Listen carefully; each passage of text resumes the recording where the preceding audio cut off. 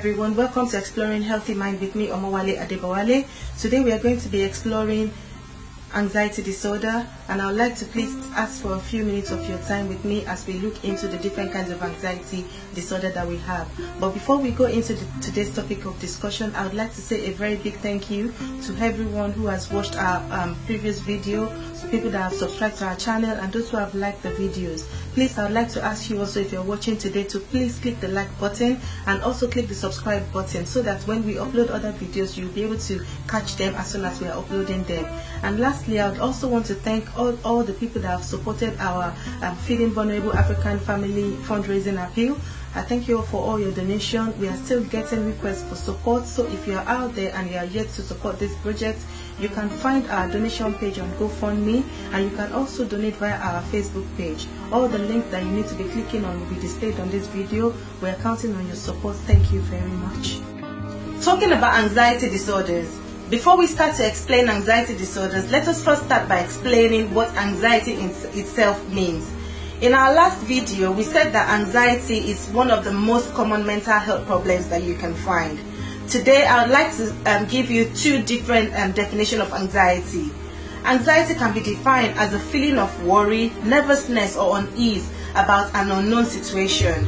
And I define it by saying that anxiety is the fear of the unknown. A second dictionary, the online medical dictionary, defines anxiety as a feeling of apprehension and fear. It is perfectly normal to feel anxious from time to time over different situations. And as a matter of fact, I would like to say that you'd be an abnormal person if you don't express anxiety over different situations from time to time. But where anxiety becomes a problem is where it lingers on for a very long time, or where it starts to affect different things in our life. So anxiety, in essence, I would say, is a normal reaction to a situation with an unknown outcome. While some people are able to recover quickly from their anxious moments, people with anxiety disorders, they have persistent and intense feelings of anxiety on a regular basis over situations like everyday situations, and it becomes so bothersome that it begins to affect their ability to manage activities of daily living. Anxiety disorders can start at any stage in an individual's life. For some people, it starts during their childhood period and it progresses until they get to their teenage years. For some people, they are perfectly fine. They've been perfectly fine all through their life, and all of a sudden, something just triggers in their life, in their adulthood, and they start to experience this persistent feeling of anxiety, and that is when they then develop their anxiety disorder. What are the symptoms that we need to look out for in someone before we can say that this person has got anxiety disorders? The most common symptoms of anxiety include feelings of panic that peaks within minutes of its start time.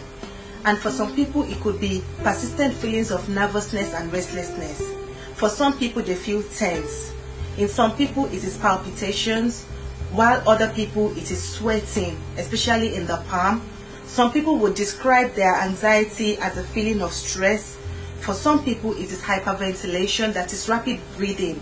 Whereas some people, they feel weak and tired. And for some people, they lose their ability to concentrate. They just can't concentrate on anything. Other people have problems with sleeping. And for some people, it is an uncontrollable worry. While for some people, it is having a strong urge to avoid anxiety triggering places or activities. What are the different types of anxiety disorder? There are different types of anxiety disorder, and the list is very extensive. But for the purpose of this session, we are only going to be considering about 4 or 5 types of anxiety disorder. The first type of anxiety disorder that we're going to be talking about today is called Generalized Anxiety Disorder, or GAD. This is when an individual experiences persistent and excessive uncontrollable worry over different things in their everyday life. For example, it could be worrying excessively over going to the bank, or even over just replacing an item of furniture. For people with generalized anxiety disorder, their feelings of worry or anxiety is taken to a different level entirely. It is taken out of proportion to the actual context or issue, and the individual becomes unable to manage or control their feelings over that situation. Usually generalized anxiety disorder occur alongside other types of anxiety, or you can even find it in people with depression. Our next type of anxiety disorder is what is called social anxiety.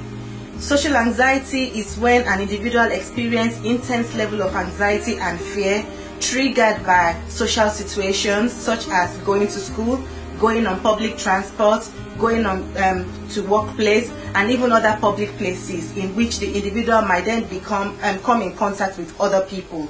Such individuals would then tend to avoid situations that will bring them in contact to people. They would then tend to avoid social situations. For example, you will see a teenager who all of a sudden then just stop going to school, or you can see an adult who then suddenly stop going to work because that social situation makes them to experience intense feelings of fear, and then they want to avoid such situation. And for individuals with social anxiety, their anxiety is usually accompanied by feelings of low self-esteem, feelings of embarrassment, feelings of being judged by other people. They worry what people would say, what people are saying about them in that social situation. Our third type of anxiety disorder is called panic disorder, or commonly known as panic attack. This is when people experience repeated episodes of intense feelings of fear or panic that peaks within minutes of it starting. For people who experience panic attack, they are constantly worrying over whether or not that attack is going to happen. That worry then triggers another panic attack. And some of the symptoms of panic attack include feelings of impending danger, include nervousness, shortness of breath, chest tightening, chest pain, and even heart palpitation. And lastly, our last and final type of anxiety disorder is a term that encompasses different kind of things. It is called phobias, and as you know, people can experience phobia in relation to different things. Phobia is when an individual experiences extreme fear or anxiety triggered by a particular situation or a particular object. And for example, somebody can have phobia a phobia for spider. They know that spider cannot do them any harm. They know that the spider cannot bite them, but then they just find that as soon as they come in contact with spider or they see a spider, it triggers, they become so terrified that it triggers anxiety in them. It makes them to feel as though they are in danger, and they start to panic at the sight of that of the spider. For some people, their phobia is in relation to height, where they know that where they are safe, they cannot fall, but because they can feel themselves, they can see themselves in that situation, it triggers their anxiety, and it makes them start to panic. Having discussed different types of anxiety disorders, when does it become a problem? When does that anxiety itself become a problem? When should you be asking for help? You need to be asking for help if you are having strong feelings of anxiety that is affecting your relationship, that is affecting your work, and is affecting your everyday life and stopping you from doing the things that you love to do. You need to be asking for help if your feelings of anxiety is becoming so strong and that they are lasting for a very long time. You also need to be seeking professional help if your feelings of anxiety, worries, and fear are out of proportion. They are out of proportion to the context, to the situation that you're dealing with. You need to be seeking for help if your feelings of worries, fear, and anxiety, if they make you to avoid anxiety-provoking situations. And finally, when do you then need to be seeking emergency help? When does it become an emergency? You need to seek emergency help if, as a result of your feeling of anxiety, worries, and fear, you are beginning to develop suicidal thoughts. You are thinking, maybe I'm going to be better off if I end my life. You are beginning to develop thoughts of self-harm to yourself. Then you need to be picking up your phone, dialing 999 or whatever emergency number is available within your locality, or picking up your phone and calling crisis number.